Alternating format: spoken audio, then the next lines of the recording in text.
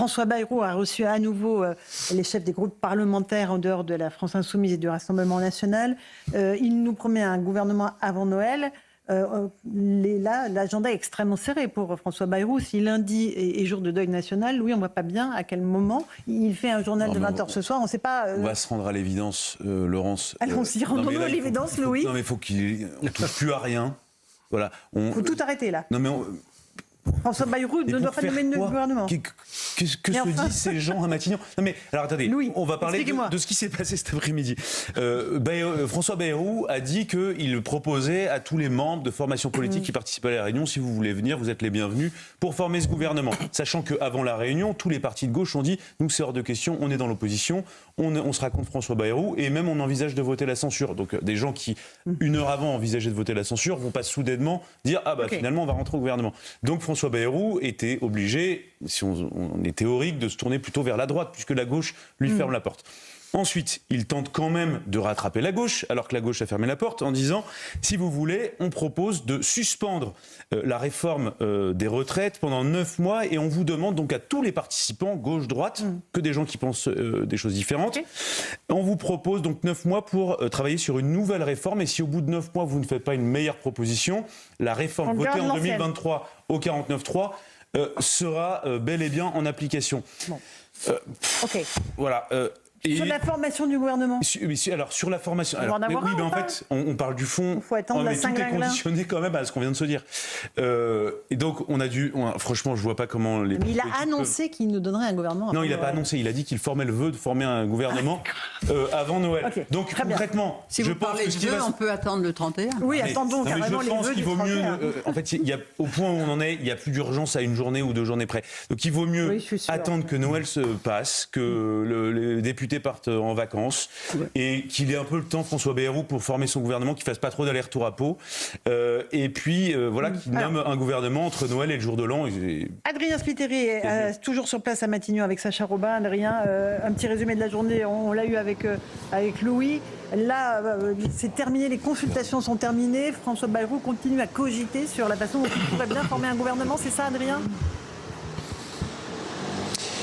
Oui, exactement, vous en avez parlé en plateau. Alors écoutez, il y a vraiment 2 propositions à retenir cet après-midi de cette réunion qui a duré environ 2h30. D'abord, c'est cette proposition donc de revenir sur la réforme des retraites. Il demande aux oppositions, à ces différentes personnalités politiques, avec les partenaires sociaux, de faire une nouvelle proposition de loi, une nouvelle réforme des retraites. Il leur laisse donc 6 mois, sinon la réforme actuelle restera en vigueur. L'autre proposition donc qui a été faite par François Bayrou, c'est de participer au futur gouvernement. Alors évidemment, on sait que la gauche avait de toute façon exclu cette possibilité. Il leur dit de toute façon, François Bayrou, il y a 3 possibilités. Soit vous faites partie du gouvernement, soit vous êtes dans l'opposition permanente comme la France Insoumise et le Rassemblement National, soit vous vous engagez à ne pas censurer ce gouvernement. C'est aussi ce qu'a demandé Laurent Wauquiez des Républicains. Mais sur cette question de la non-censure, ça s'annonce évidemment très compliqué. On a pu s'entretenir avec les écologistes et notamment Marine Tondelier à l'issue de cette rencontre ici à Matignon. Elle nous dit la censure est toujours sur la table. Nous n'avons pas de garantie. Ils se disent insatisfaits des échanges avec François Bayrou. Donc ça s'annonce évidemment très compliqué pour le nouveau Premier ministre qui veut former donc son gouvernement avant Noël, idéalement d'ici la fin de la semaine.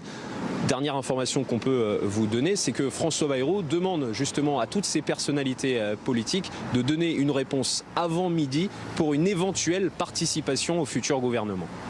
Merci beaucoup Adrien Spiteri, Sacha Robin pour ces explications. Catherine Ney, je vois votre air accablé, je le dis pour nos auditeurs qui ne vous voient pas, mais là vous dites qu'on est non mais revoir, on a déjà vu Marine Tondelier sortir de l'Élysée, dire la même chose, on a déjà vu. Moi ce qui me donne le cafard, c'est quand je vois le trio socialiste, quand on voit Faure, Olivier Faure, Caner, ils respirent tous les 3 quand ils arrivent, moi ça me donne le cafard.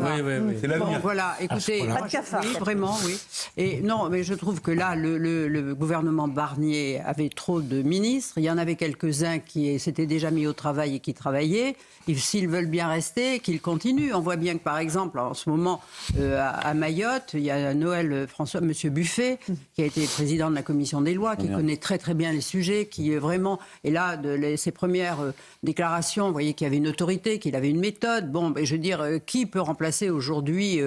Pareil, pour Monsieur Retailleau. Bon, mais qu'il reste. reste. Et puis La après, ministre du Travail, Astrid Panosyan, aussi saluée pour son sens du dialogue avec les partenaires sociaux. D'accord. Bon, mais voilà, et bien falloir qu'il y ait un gouvernement, ceux qui se sont d'accord pour faire quelque chose pour la France, quoi, vraiment.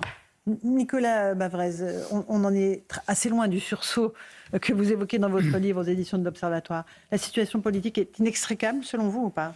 Ce qui est vrai, c'est qu'à très court terme, ce qui est compliqué, c'est que en réalité, la nomination de François Bayrou, elle rétrécit encore la base politique normalement du gouvernement, puisque c'est l'allié historique d'Emmanuel Macron, et a priori, Emmanuel Macron est le meilleur des repoussoirs pour toutes les autres forces politiques.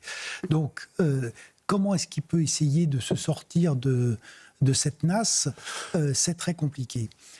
Moi, ce qui m'inquiète vraiment, c'est ce que vous indiquez, c'est-à-dire que quand on quitte un peu, effectivement, parce que ça devient extrêmement lassant, tous les jours, il y a de nouvelles lignes rouges des uns et des autres, de nouvelles, des objectifs, des délais qui sont fixés, dont on sait qu'évidemment, ils ne seront pas tenus. Bon, un gouvernement de la 4e République, ça durait 7 mois en moyenne. On en est à 4 dans l'année 2024. Et l'espérance de vie, de toute manière, si tant est que François Bayrou arrive à former un gouvernement, son espérance de vie est très limitée. Donc aujourd'hui, ce qui est frappant, c'est que la 5e République, la stabilité, elle est du côté du parlementarisme italien. Madame Meloni a un gouvernement stable et elle est en train de s'affirmer comme la femme forte de l'Europe. L'Allemagne est en crise, mais contrairement à ce qu'on dit ici, l'Allemagne est dans une bien meilleure position que nous, puisqu'il y a une alternative politique, la CDU de M. Merz, et il y a 63% de dette publique, donc il y a la capacité à traiter les problèmes. Chez nous, en face de chaos politique, non, et surtout, le chaos politique, là, tout est bloqué. L'économie, c'est pas bloqué. C'est en train de s'effondrer. La production de voitures de cette année, c'est celle de 1962. La production de logements de cette année, c'est celle de 1952. Les banques françaises ont été dégradées après la notation de la France. On a un pays qui est complètement à l'arrêt. Les capitaux fuient. Tout le monde est en train de partir. Et on a le spectacle que vous venez de décrire. Et si je reviens une seconde sur le sursaut, quelle est la seule bonne nouvelle? Il y a 2 bonnes nouvelles. S'il y en a une déjà. Alors je pense qu'il y en a même 2. Allez, il y en a 2.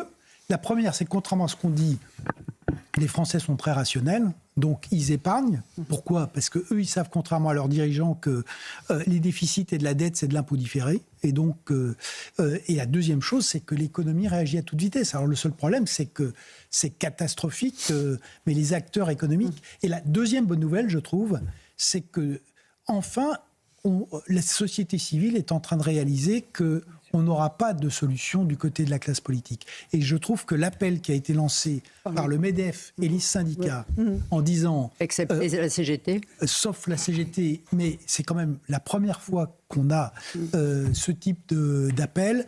Et je trouve que c'est très positif. Parce que là, et vous voyez, typiquement les retraites, je pense que la solution raisonnable, ça serait effectivement d'arrêter d'en faire des lignes rouges dans le monde politique qui est incapable de toute manière de trouver une solution. Et en revanche, je pense qu'il y a plus de chances aujourd'hui que les partenaires sociaux puissent trouver quelque chose de raisonnable. Ce qu'ils avaient d'ailleurs plutôt fait sur l'assurance chômage. Un petit mot de Philippe Guibert avant le rappel des titres de l'actualité. Mais ceci dit, il faudra quand même trouver une solution politique. Et aujourd'hui, la seule ouverture pour éviter de se retrouver dans une situation de censure du RN, comme ça a été le cas pour Michel Barnier, c'était de faire une ouverture au Parti socialiste. Sans quoi, il n'y a pas de stabilité possible. Je suis absolument d'accord avec vous. Le Parti socialiste tout le monde sait que le seul la voiture balai du mélenchonisme, c'est Bernard Cazeneuve, mais le président de la République n'en veut pas. Et les socialistes n'en veulent pas. Il y a plus de la moitié du Parti socialiste qui a consenti à devenir la voiture balai du mélenchonisme pour sauver quelques sièges. Ils se sont assis sur des dizaines d'années de défense de la laïcité, de l'universalisme, de l'esprit Charlie, des principes républicains pour aller sauver la circonscription de M. Faure en Seine-et-Marne. Donc je ne vois pas bien ce qu'ils vont aller faire dans un gouvernement après avoir trahi tout ce qu'ils ont trahi.